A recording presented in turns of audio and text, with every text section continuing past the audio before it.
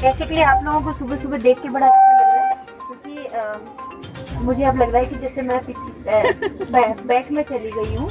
बहुत मेरे पास भी एनसीसी थी, स्कूलिंग में भी थी, कॉलेज टाइम में भी थी। और एनसीसी बेसिकली क्या होता है कि इस टाइम में ये जो हमारी एज है, इस एज में हम लोग ये वर्दी पहन लेते हैं। तो एक वर्दी के पीछे कोई सुन रहा है मेरे को? पीछे पीछे सुनाई, मेरी आवाज में सुनाई दे रही है? आपका माइक ही खराब है। थोड़ा सा आगे चले जाओ आप यार, वॉल्यूम थोड़ा बढ़ा दीजिए। हाँ हाँ कोई नहीं। जस्ट हाँ हाँ पीछे तक आवाज आ रही है मेरी?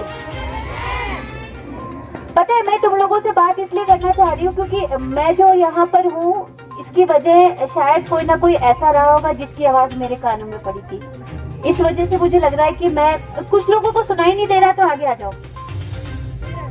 पीछे दे रहा है ना? ठीक है। तो बेसिकली क्या होता है कि हम लोग ये जो टाइम है, ये जो टाइम यूथ का टाइम है, आप लोगों का मेहनत का टाइम है।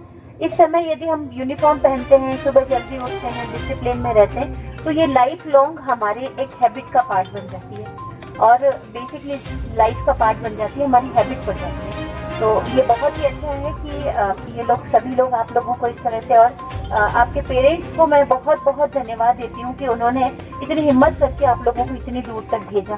क्योंकि जैसा माहौल चारों तरफ अभी है, अभी जस्ट रास्ते में आते आते मेरे दिमाग में पुलिस थाने के सामने से निकली, क्योंकि पुलिस में होना तो क्राइम हमेशा दिमाग के चारों तरफ घूमता रहता है। तो मुझे यदि मेरी बच्ची को कहीं भेजने की बात आती है तो मुझे बड़ा ये हिम्मत रखनी पड़ती है कि यार मैं अपनी बच्ची को कहीं क्यों भेजूंगी।